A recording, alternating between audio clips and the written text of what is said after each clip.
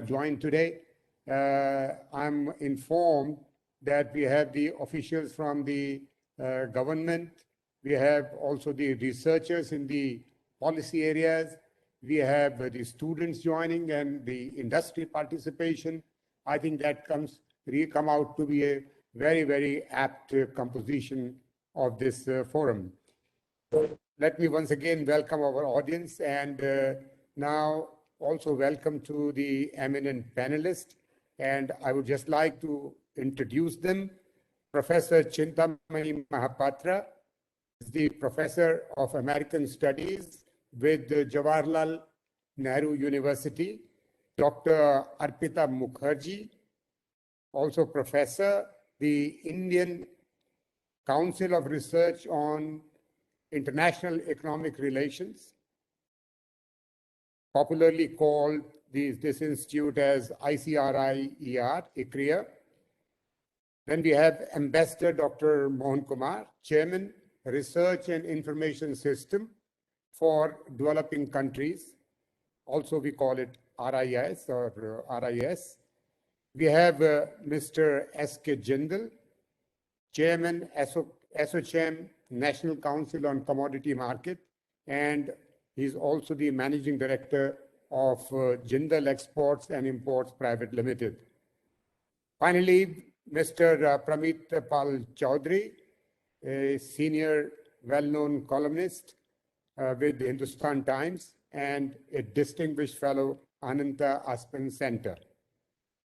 I congratulate and felicitate ASSOCHAM for organizing this quite timely event shortly after the first in-person Quad Leaders Summit that was recently held in Washington, D.C.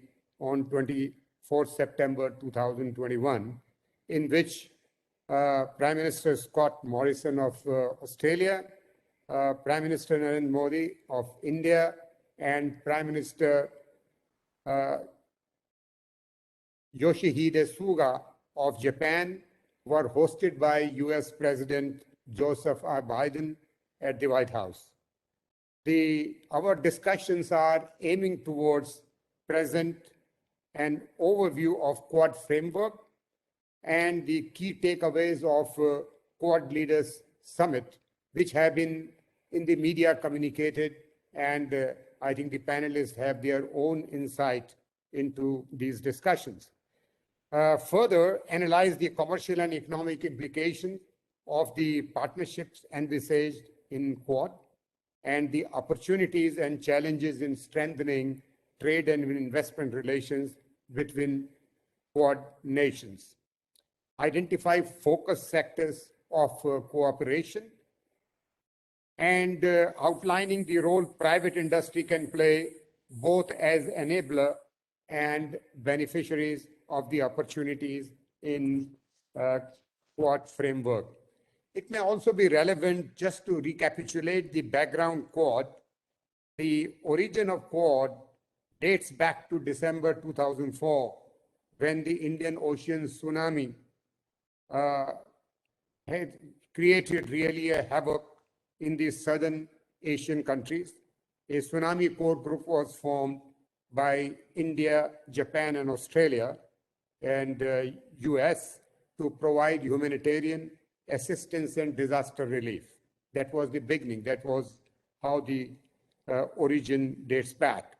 In the year 2007, Prime Minister of Japan, that time Shinzo Abe, introduced the idea of formation of Quadrilateral Security Dialogue, and that's how it's called. The Quad as an informal strategic dialogue between India, Japan, Australia, and the USA, with a shared objective to ensure and support a free, open, and prosperous Indo-Pacific region.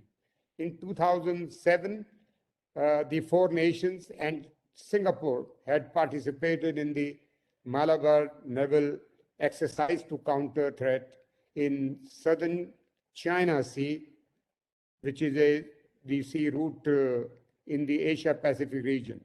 Earlier, the Malabar naval exercise was performed by India and USA only. Between 2007 till 2016, the idea of Quad, let's say, fizzled out somewhat as the four Quad nations were unable to really build a consensus on the agenda for the coalition, owing to the country's national security and economic interest and consequent the foreign policy positions. Since 2017, and the partnership has evolved significantly into a multifaceted partnership aimed to foster practical cooperation on a panorama of contemporary global issues. Moving on, in the March 2021, Quad leaders met at a virtual summit, and the Quad vaccine partnership was announced with the view to accelerate healthcare partnerships as a top priority area, as the Quad countries are looking for a reliable source of vaccine, drugs, and medical equipments. During the peak of COVID-19, Vietnam, South Korea, and New Zealand participated in what was termed as the Quad Plus dialogue, essentially for containing the COVID-19 and reinvigorating national economies post the pandemic. In the recently culminated first in-person summit, the Quad leaders committed to a multifaceted agenda for collaboration centered around fostering economic revival, development, security, and prosperity by way of cooperation in vaccines, healthcare, resilient and smart supply chain, green infrastructure, climate action, and there would be some additional sectors like agriculture. Economic relevance, of course, the Quad for the four countries, India, Australia, Japan, and United States together, it comprised almost 1.8 billion people, representing a quarter of the world population, with over 30 trillion, I repeat, dollar combined GDP.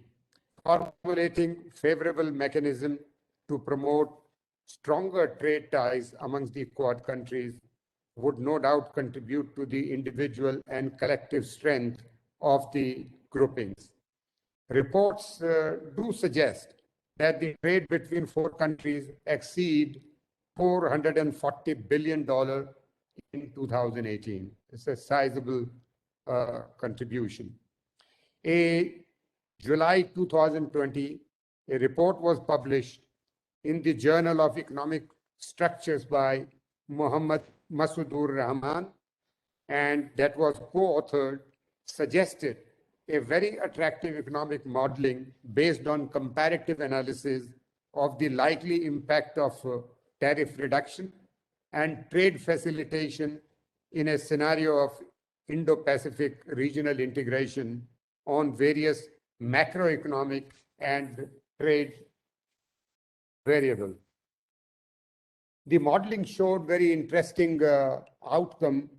The Quad countries were to sign, if the Quad countries were to sign a trade agreement where bilateral tariffs are scrapped, India's real GDP could increase by 0.2%. That is almost $2.7 billion a year, while export could rise by 2.5%. If the countries also manage to reduce non-tariff barriers by 25%, India's real GDP could increase by nearly 2%. And while US real GDP could increase by 0.42%, equivalent to $85.1 billion. My own company, I work for UPL. I can state that almost 25% plus business of our company, which is UPL, almost $5 billion company, present in 130 countries in the world.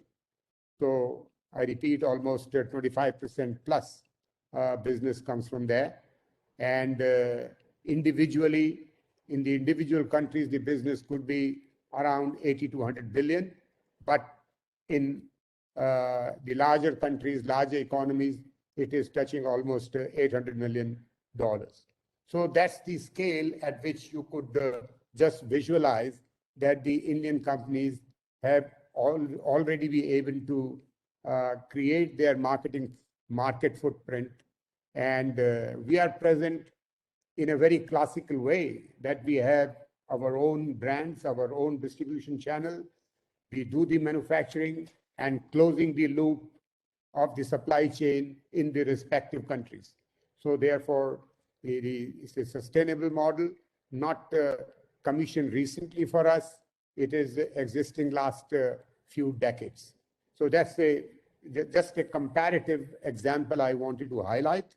And finally, in conclusion, I would definitely like to mention that will the ever-evolving Quad results in stronger trade ties and economic partnerships? So these are some of the questions which would arise for the panel discussion, that the stronger ties and the economic partnership, what sort of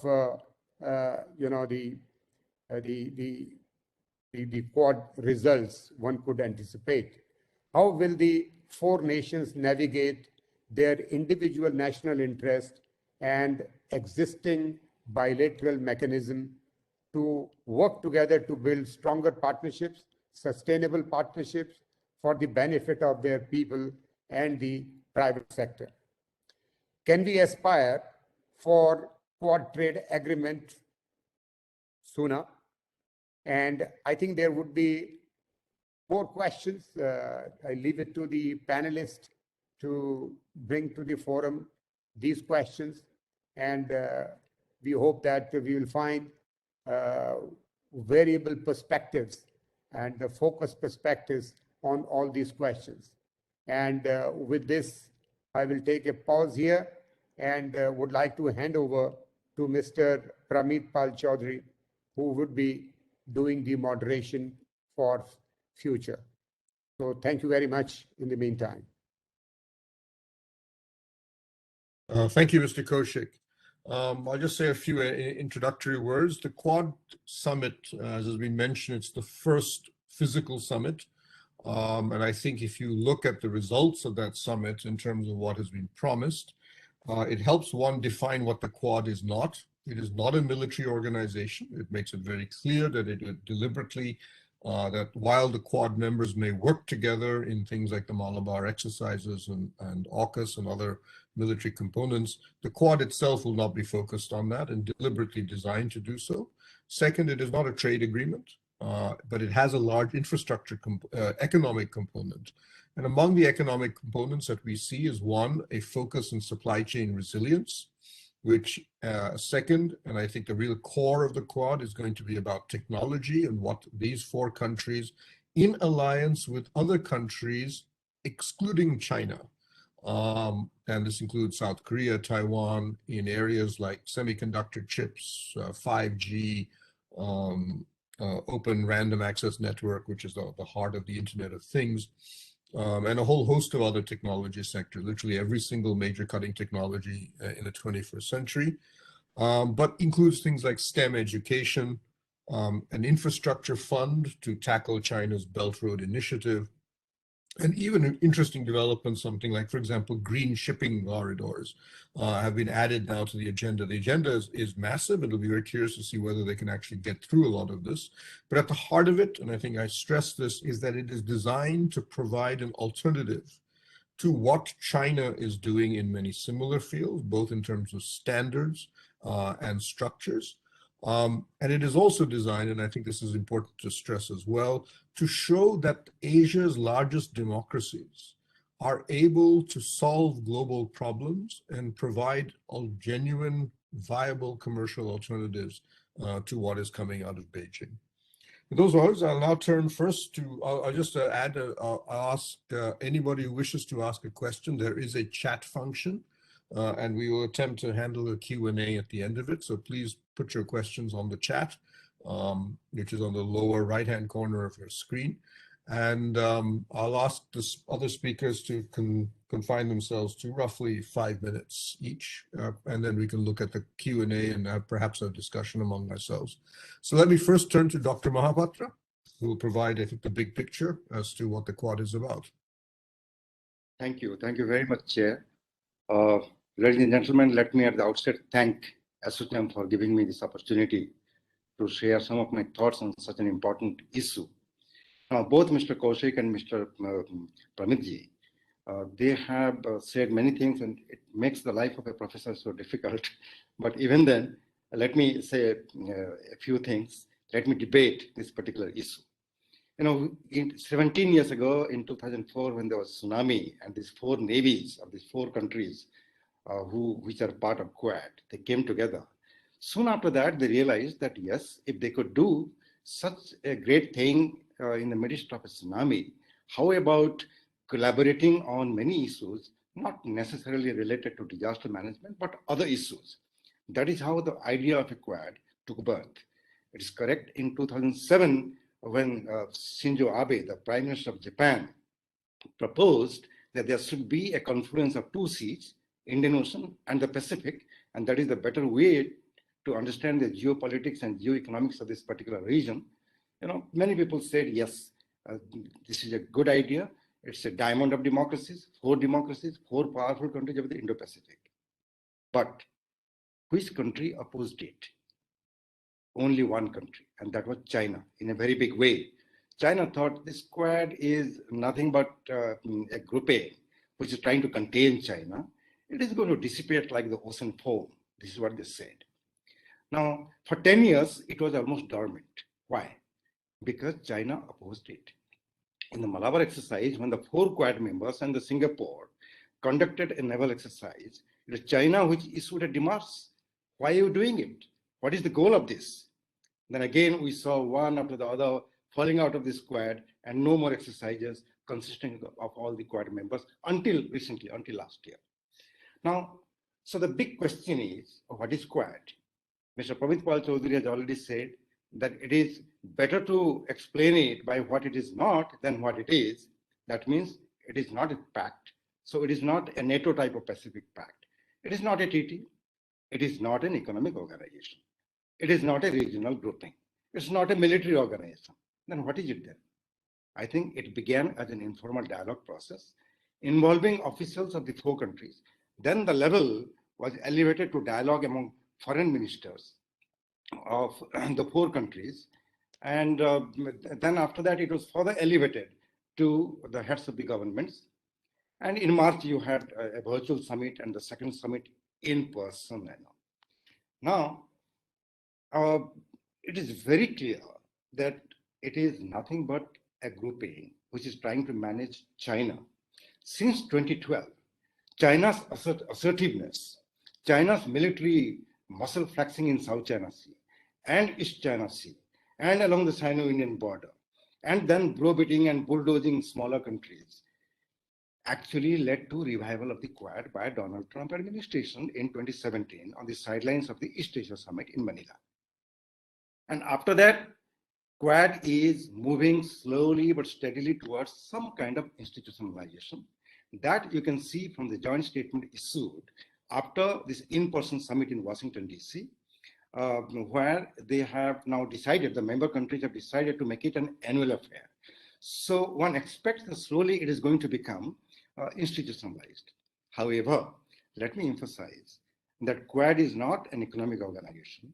I don't think there is going to be a treaty among all the countries related to trade and commerce.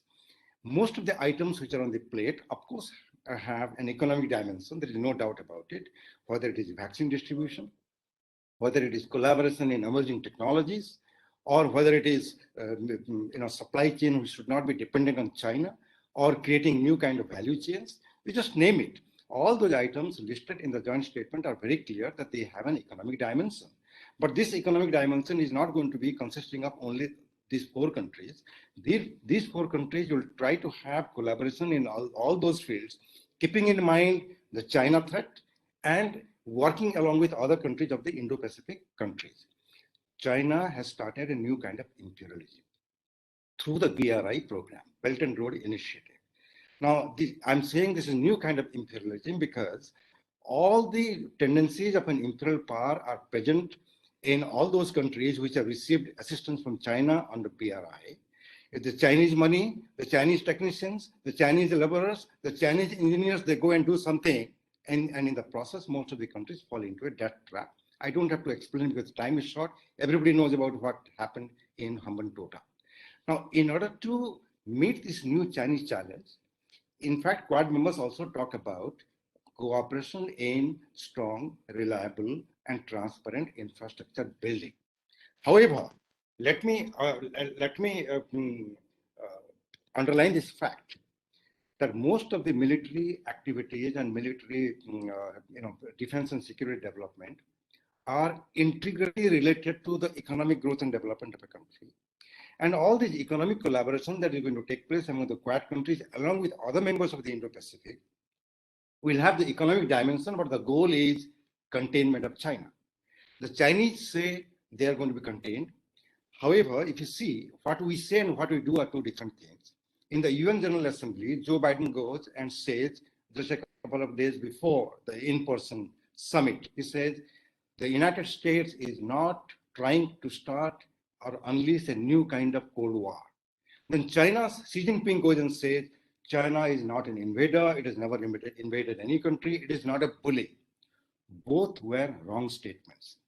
If you really see Sino-US relationship from Donald Trump administration onwards, even today, and the Chinese responses to the American policies, including a mini economic Cold War or tariff war, it is very clear that some kind of Cold War has already started between them. It is not going to be the same kind of Cold War like the US and the USSR because they are economically interdependent, but it has already evolved. There is no doubt about it.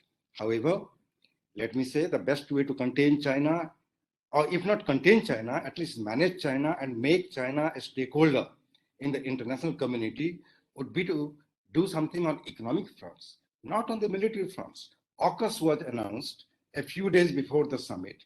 Australia, USA, and the United Kingdom. That is purely military. Quad, it is saying it's not military. Our foreign secretary himself says it's not a military organization, and that is true also. But the economic policies that are being part of the Quad itinerary are really critical to manage the Chinese activities, which are illegitimate, which are part of their bullying tactics, making other countries almost fall into a debt trap. So I think the best way to manage that is Quad and its economic agenda. Thank you. Thank you so much. Thank you, Dr. Mohapatra. I'll now turn to Dr. Mukherjee. Thank you very much, ASSOCHAM, for giving me this opportunity. See, basically, when you have an agreement like Quad, you do it for certain geostrategic interests. So the bigger issue that you try to cover is the geostrategic interest, and in this case, the common interest of promoting Indo-Pacific. So that is very clear in the fact sheet that they come out. And at the same time, before they launched Quad, countries have been trying to look at it from, if you look at it from an economic angle, they're trying to do parallel tracks. They're trying to do their FTA. India reopened FTAs with Australia. Australia is doing with the US. We are reviewing the Japan FTA.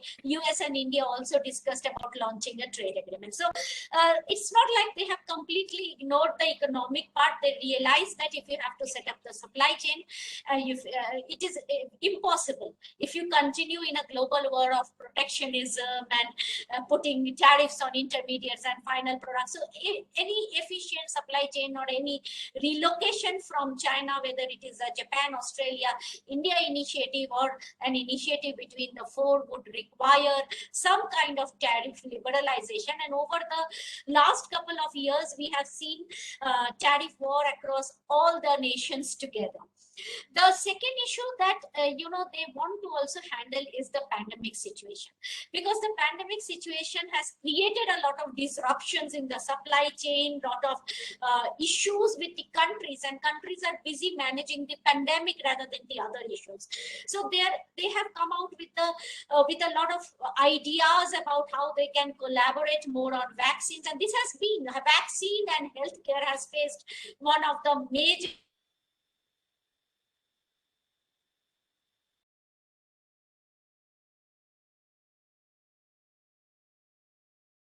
We may have lost her, isn't it? I think so. So I think Mohan, why don't you start, and we'll go back to Dr. Mukherjee hopefully when she returns. Okay, thank you, Pramit. I'll certainly stick to. I think she's back. Dr. Mukherjee, can you hear us? Yes, I can hear you. Where did you lose me? I think a couple of minutes ago. I think, why don't you just start with they're doing trade agreements with each other, etc., and then you can continue. So basically, they are doing trade. So basically, what I'm trying to point out is that they have to bring in, if they have to do a supply chain and moving out of China or a second supply chain, some kind of a rearrangement, they have to do a trade agreement. That's my point, and they have to reduce the tariff among themselves at least. Today, also between US and India, we have a lot of issues related to steel, aluminum. We need to look into all of that, and they also need something like a sharing of data with a trust. Okay, without that kind of a economic framework for any analysis, all of these which are like good initiatives may not really kick off. The other area that I was trying to emphasize when my connection got disrupted is health and coming out of COVID. Basically, recovering the economies out of COVID, bringing up the vaccines. And here there are a lot of differences and problems that we can see, and they have tried to align itself to a more amicable situation of sharing and collaboration in the healthcare. Now, when you're talking about collaboration in Indo-Pacific, you cannot leave out infrastructure. In the case of infrastructure, many countries in this region, including India, we are talking about big bang, attracting investment through our monetization of asset policies and other policies. So infrastructure is an area where countries are trying to attract investment, haven't really got much from the bigger players because they are also very cautious about, companies are very cautious, private companies, even if the countries are making a promise, private companies are cautious about this investment. And this is an area where they talk more widely about, development plans along with the infrastructure plan on how to do the development. And at the same time, looking into account some kind of, presence like green shipping, etc. So some kind of a maritime boosting, which is the theme of the Indo-Pacific, comes across.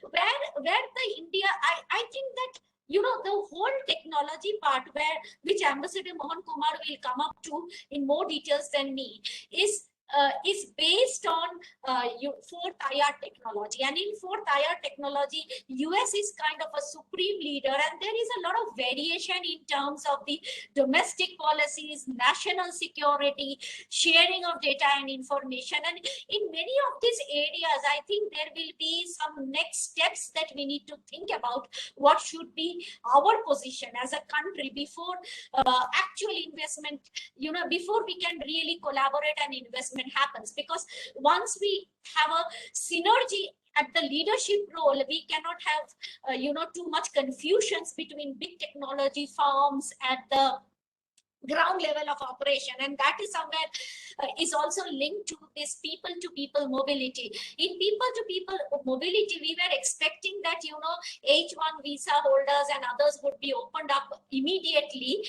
which is probably happening in November. But our IT industry is getting a little restless about their market access, whereas the STEM thing or high technology thing is good. Like we are looking at more higher N4IR technology kind of a collaboration, but India has a major export item to these countries in software, which has really not been covered within the technology discussions that has come across. So that has been one of the questions. And when you talk about cyber security, etc., you also have to have a domestic regulation in place.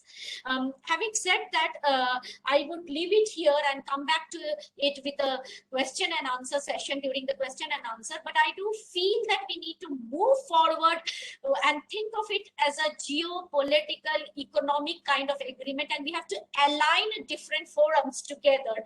Because we are doing Indo-Pacific, we are meeting at different forums, and we need to have an aligned strategy and a country strategy that is acceptable to the partner countries.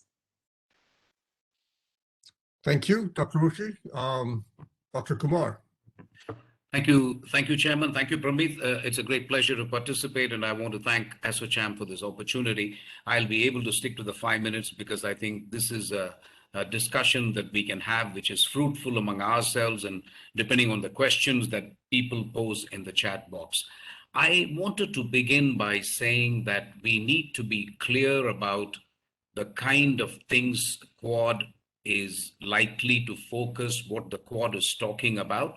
I would make a distinction between strategic trade and non-strategic trade, strategic investment, non-strategic investment, and strategic technology and non-strategic technology. I think the audience should be clear that we are not talking about trading in undergarments and shoes. We are not talking about technology that will manufacture screws and bolts and locks, padlocks. And we have to be clear that we are not bothered about investment to manufacture zippers and buttons for garments. So let's be clear that this is strategic. And that is why the Quad focuses on strategic trade. Example, pharmaceutical products. It takes ages for Indian pharmaceutical products to get regulatory approval. I think that will change because if you are looking at resilient trade chains, you need to have supplies from reliable partners. I mean, one of the most bizarre things we faced when COVID broke out was that there were developed countries in which there weren't enough Panadol, paracetamol, face masks, but they had strategic petroleum reserves. Would you believe it? So what is more strategic than pharmaceutical products? If you're not going to live, what are you going to do with strategic petroleum reserves? So I think the perspective has changed since then. There will be pharmaceutical products which will be considered strategic pharmaceutical reserves, which I hope India can resume its role as the pharmacy of the world. So that is strategic trade. Vaccine production, I think Dr. Mukherjee and others have spoken about it. I will now address strategic investment. For India, there is a wonderful opportunity which has been opened up because Quad is saying that we need to have resilient supply chains. We need to have partners whom we can rely on. Now, China, what is happening in the last 1 or 2 months is very, very interesting in terms of action that has been taken against tech companies, against the education sector, against the gaming industry, the kind of power cuts you are having, common prosperity, if you like, quote unquote. All this, in my view, offers an incredible opportunity for India to open up for investment in strategic sector. The Quad is hinting that we can do something in semiconductors. We can do something in the area of 5G and then 6G. The Quad is hinting we can have a global hydrogen coalition. These are sectors which India must grab because there is enough investment which we can expect from at least Japan and United States, if not Australia as well. But you need a place to invest. And I still believe if India offers the right kind of investment climate, we have to be quick about this. For example, a starting point could be completely revamp the investment treaty framework that you are suggesting. There are no takers, Pramit, for the Indian role bilateral investment model. There are no takers. I think we should recognize this after a couple of years of asking countries to opt for it. Not one major country has come forward. So completely dump it and start with a brand new, in any case, we have agreed to open an investment treaty negotiations with EU. So you have disowned your bilateral treaty anyway. The trade negotiations with EU have been divorced from the investment one. There are two parallel tracks. So if you do that, I put it to you, why don't you do it for everybody, not just for the EU, of course. Of course, EU, we should do it because EU is a major investor. But why don't you do it in such a way that you also get quad investment in semiconductors, quad investment in 5G, you get infrastructure for telecom industry. Why don't you do that? This is a splendid opportunity, and I think we must make haste to, I realize FTAs are going to be difficult for India. I mean, I wish I could tell you India should apply to CPTPP. Not going to happen in a hurry. You know that, I know that. Because you will have the Amul people on the streets, you will have your farmers on the streets, you will have your lobbyists on the streets. But investment, you will have nobody on the street. If you open up your investment regime, this is a politically easiest thing to do. Because what do I mean by it? I want land to be made available for investment. I want power to be made available to them. I want the logistics cost to be decreased significantly so people can do business. Tell me who's going to come on the streets and say, don't make power available cheap to the industrialists. Don't make logistics cheap for the industrialists. You're not going to have, it's not politically unpalatable. So what is stopping us from making India the best investment destination, at least for 5G products? The reason I say it is because for the classic products, you're going to have problems. Garments, you can't compete with Bangladesh. For other things like manufacturing, you cannot compete with ASEAN. Agriculture, you can't open up because of our farmers. Dairy, you can't open up because you've got a small and medium industry and you've got milk producers. So I am suggesting a way out.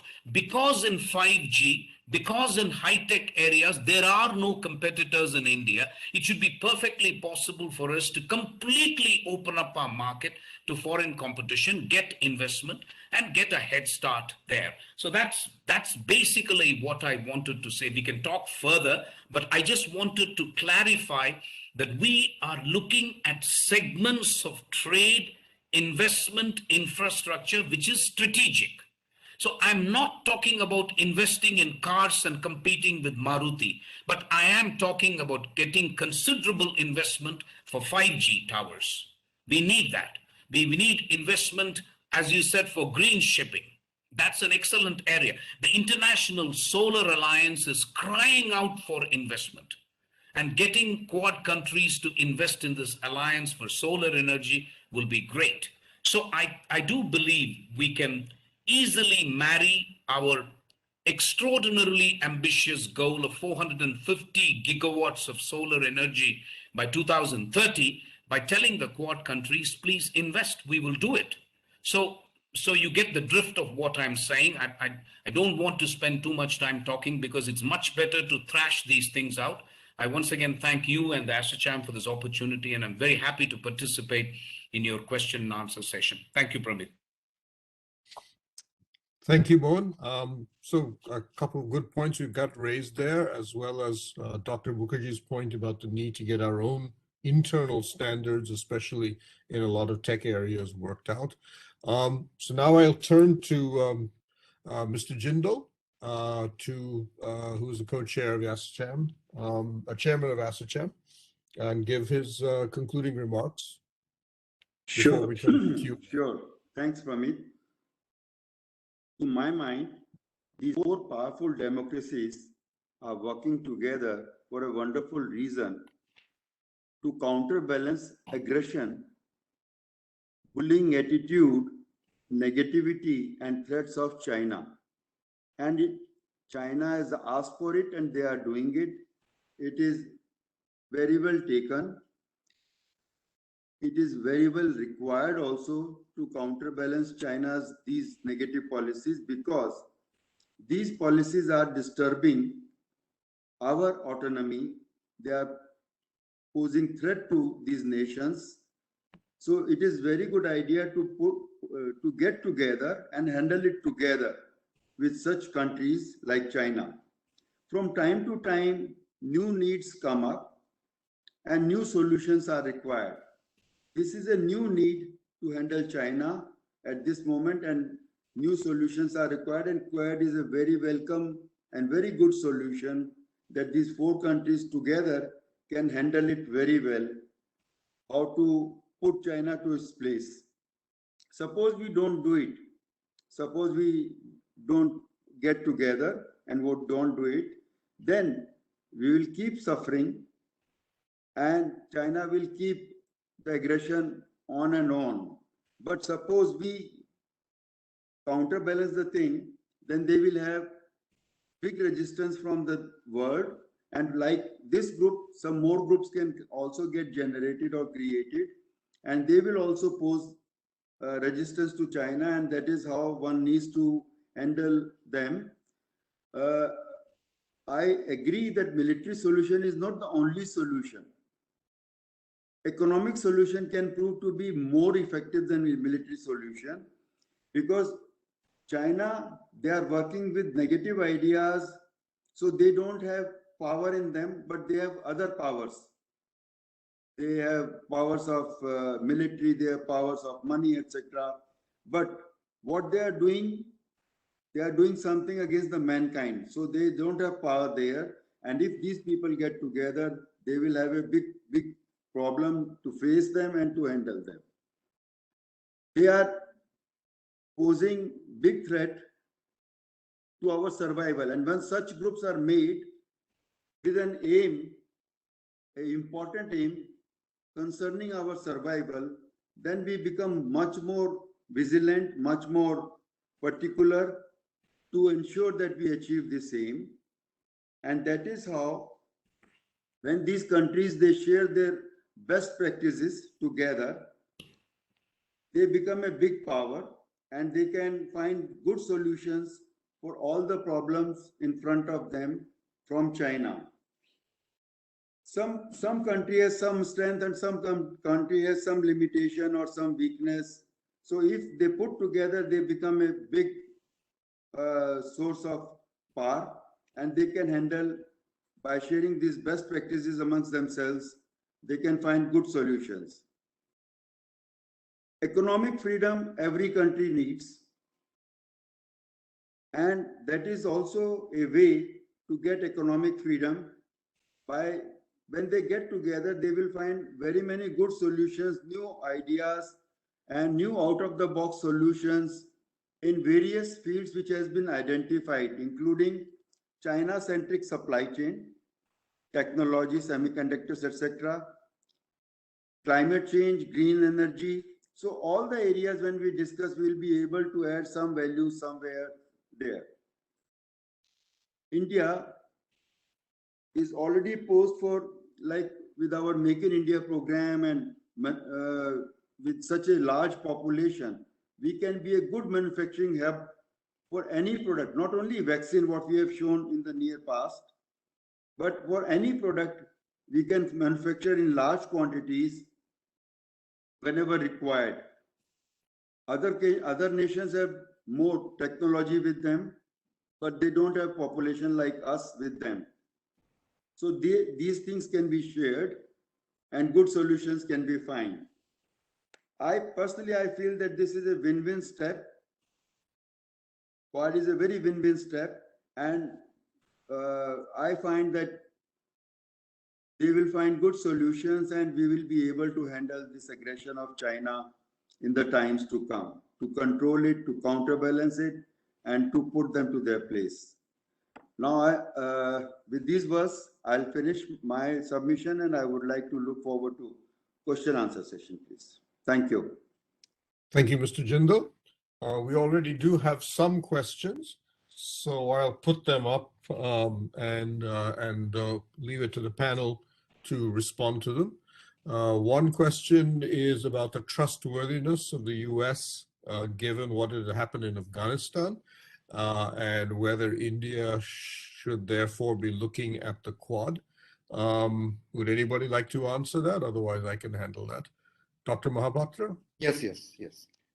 You know, let me underline this fact very clearly, that in America can never treat India either as Afghanistan or as France, as has been mentioned.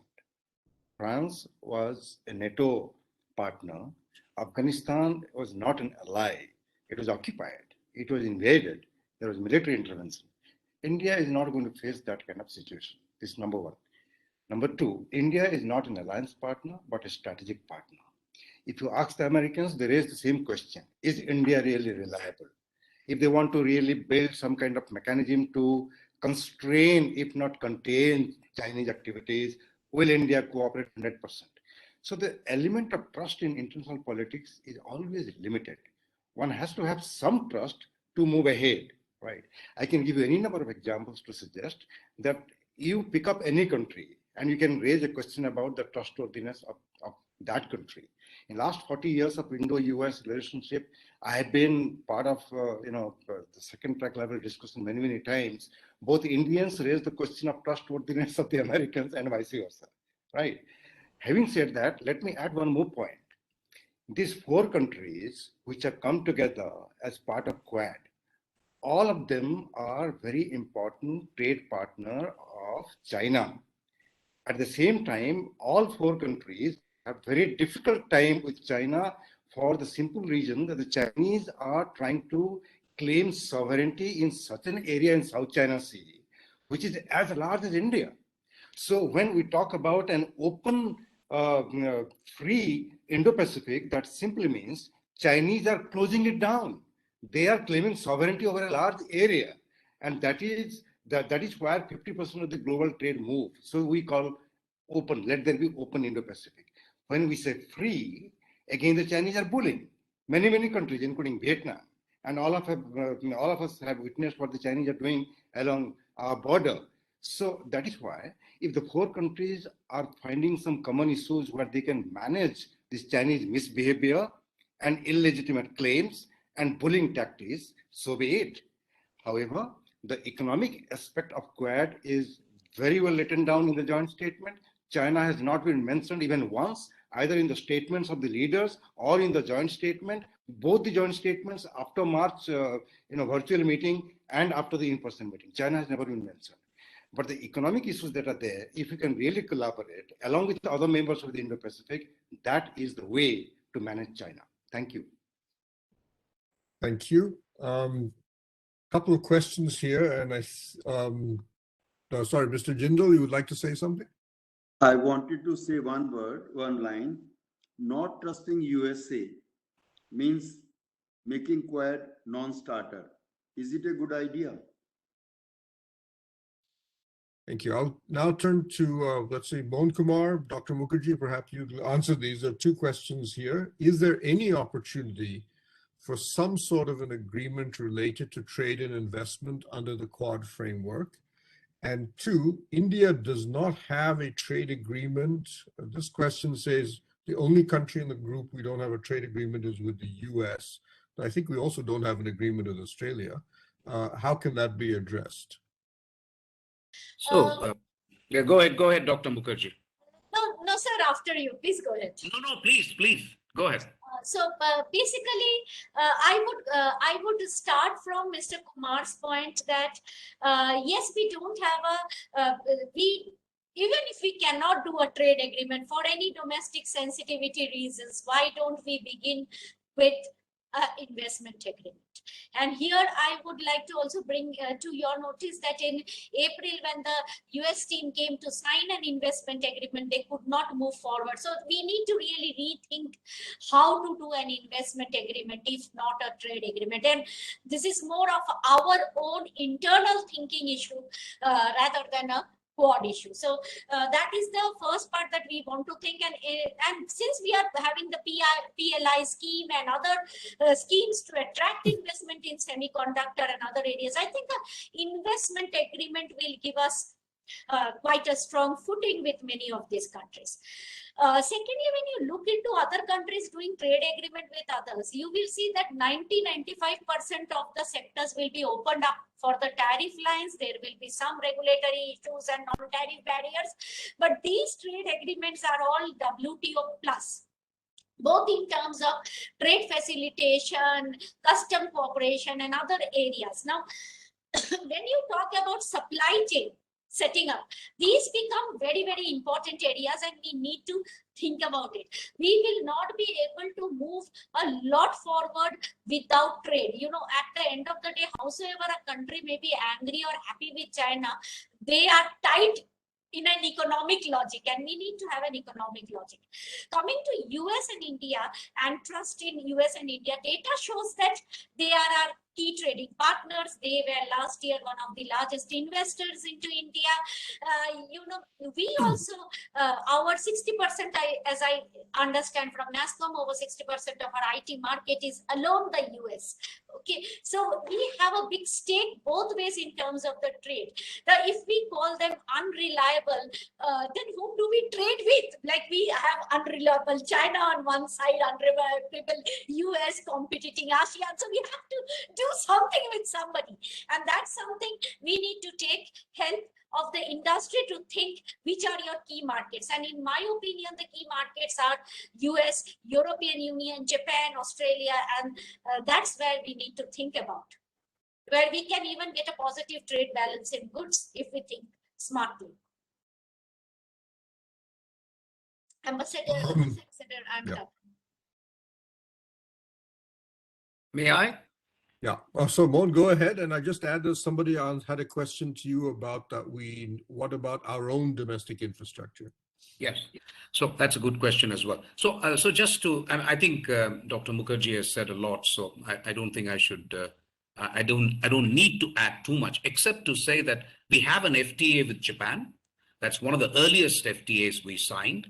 I heard the Australian foreign minister a couple of weeks ago in Delhi saying she is confident of an early harvest agreement by December.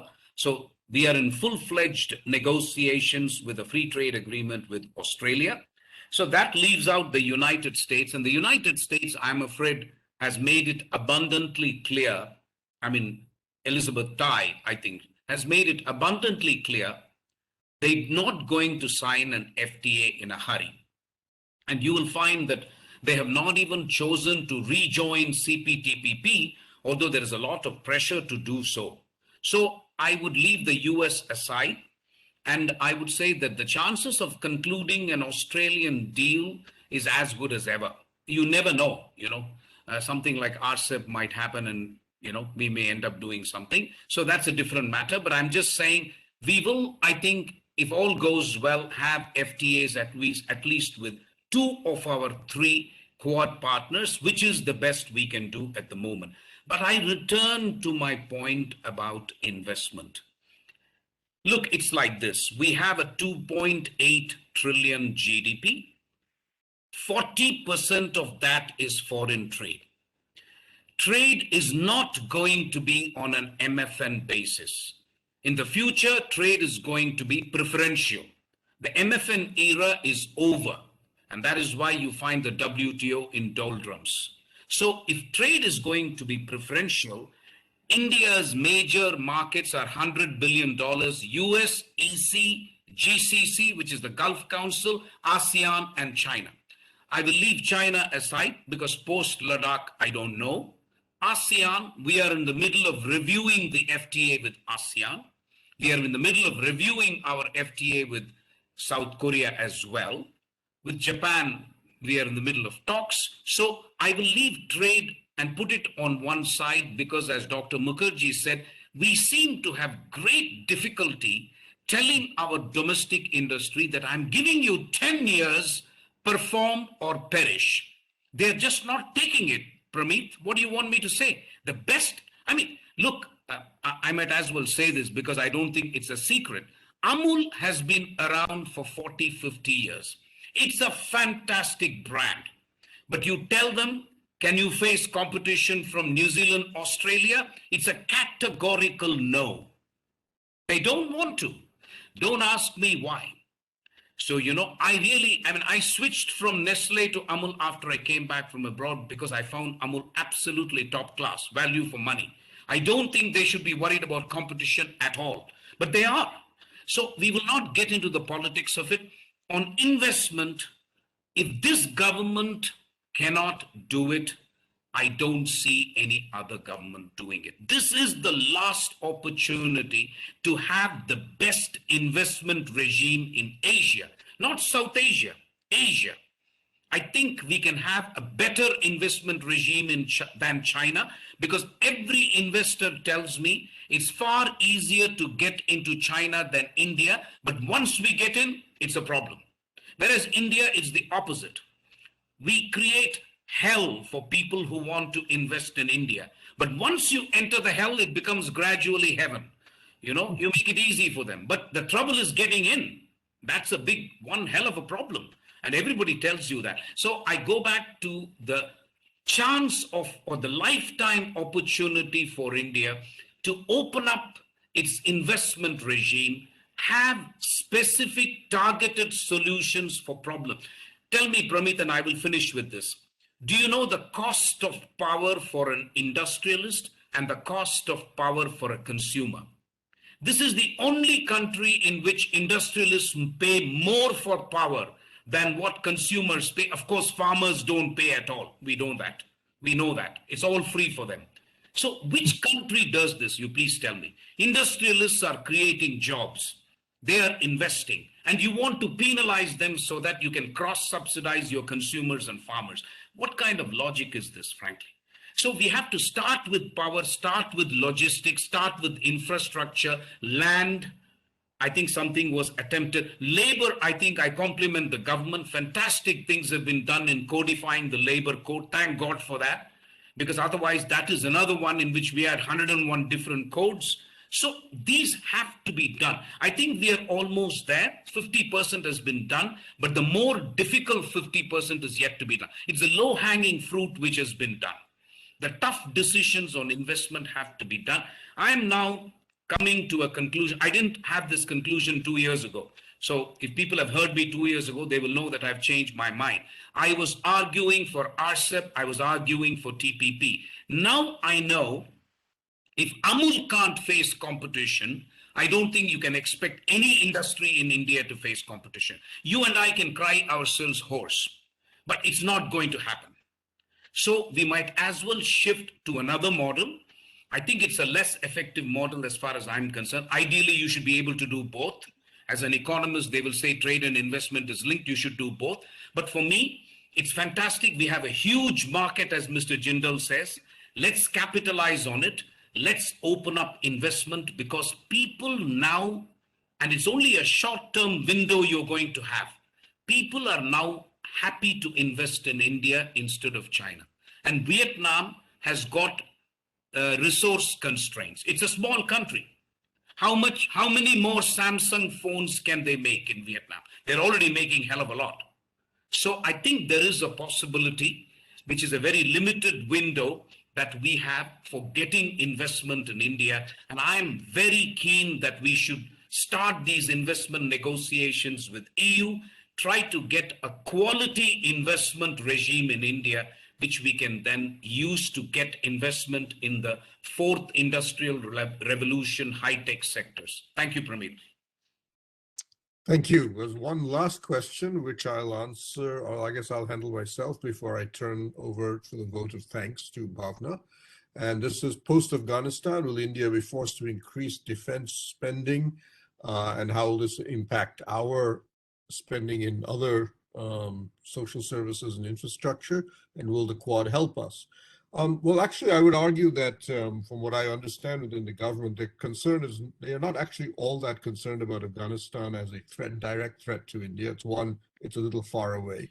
And I would argue that the Modi government has set out a clear policy, which is that no matter who carries out a terrorist attack in India, whether it is the Taliban or somebody else, and incidentally, the Taliban have never carried out an attack on us, but they have supported other groups like Lashkar and Jaish. India's retaliation will be focused on Pakistan. And that message, I believe, has already been sent to Islamabad. We don't care what happens in Afghanistan. You will face the response. And as we saw in the Balakot attack, India basically set a new precedent, which is one, India is prepared to hit Pakistan in mainland Pakistan. In other words, we always used to bomb Pakistan only in the POK territory on the grounds that this was Indian land. In this case, we attacked a part of Pakistan, Khyber Pakhtunkhwa, which we do not claim, and we have set that precedent. We also went public with it, and I think the surprise for Pakistan was that they got no international support. Saudi Arabia, UAE, the US, even China. Well, China was neutral. The other three were actually supportive of India, but I think the response is very clear. The policy will remain. Whatever happens in Kabul can stay in Kabul. Islamabad will be the retaliation. So, in other words, our defense spending will rise, presumably as much for any other reason, but it will not rise solely because of what's happening in Afghanistan. With that, let me turn to Bhavna for the vote of thanks.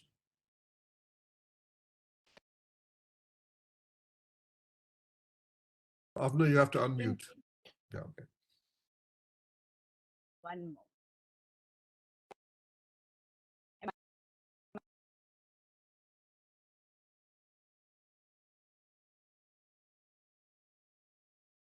Very insightful discussion. Thank you all for sharing your candid views and also laying out what India needs to do, Indian industry needs to do in terms of increasing, working on competitiveness, the sectors which the Quad envisages in terms of economic partnerships at the moment are purely strategic. As Dr. Arpita has said, we must definitely broaden this to expand the scope of trade in the over the period of time. Investment, creating an investment regime, as Ambassador Mohan Kumar had said, the time is now. Facilitate investment regimes, especially in strategic sectors, pharmaceuticals, 5G, high-tech, emerging technologies, semiconductors. The time is now to open up investments, create a favorable investment climate, and to capitalize the opportunity where the countries are looking for. India provides the best possible array of possibilities with the PLIs. Now the government is working on the PLIs, and as Ambassador Mohan pointed out, 50% of the work in terms of opening up the markets has been done. We need to work on reducing power, logistics cost, facilitating land, etc., and creating an overall favorable climate. We will work together with all stakeholders. We will take back these recommendations, and we hope to capitalize the moment and the opportunity that Quad offers. And as Professor Arpita Mukherjee has said, we need to diversify the supply chains, and for that, trade will be a key element. So working on trade and investment both, first with the focus sectors, and then perhaps diversify to a larger sort of arrangement for the for all sectors of the Indian economy, to benefit for the benefit of private companies, both large and small. So on that note, I would like to convey my warmest thanks to the audience and esteemed panel for being with us, joining us for this discussion, which we have organized with the aim of learning more about the economic perspectives within the Quad. Despite it is an odd time, people are commuting between work and home at this moment. We appreciate your participation and your interest. We thank you, Dr. Mukherjee, Professor Mahapatra, and Ambassador Mohan Kumar for sharing valuable insights on the current state of play and the possibilities that await in terms of economic partnerships. As Professor Mahapatra also summarized his entire proposition, that economic framework within the Quad is the way to build forth on the current commitments laid out in the joint statements of the past two leaders' summits. We thank Mr. Kaushik and Mr. Sagar Kaushik and Mr. S.K. Jindal for sharing the perspective from industry point of view in terms of how India needs to capitalize on these partnerships and how India can benefit, how all the countries on the Quad countries must work together to build trust and build stronger commercial and economic engagement. We have a large market, we have a huge resource for young population. We will definitely be benefiting and we can provide attractive incentives to our Quad partners to leverage this relationship. Thank you. Last but not the least, to our brilliant moderator for the excellent conduction of this, bringing special insights in terms of the strategic capabilities and preparedness of India and what we can do to work towards the economic facilitating the economic partnerships. We are working continuously to inform industry, and this is part of our thought leadership agenda. We look forward to continue informing industry on with practical recommendations for enhancing trade partnerships, investment partnerships in the future to come. We look for, we will be coming back to you, panelists, for further insights and inputs. I also take this opportunity to thank the ASSOCHAM Presidium partners, Transport Corporation of India Limited and Renew Power for our senior leadership for supporting this initiative. We hope that the information that the session has been informative and shed light on perspectives that Indian industry and Indian government can work together to leverage the Quad partnerships. Thank you all for joining us. Have a good evening. Thank you. Thank you very much. Good evening. Bye-bye. Thank you all.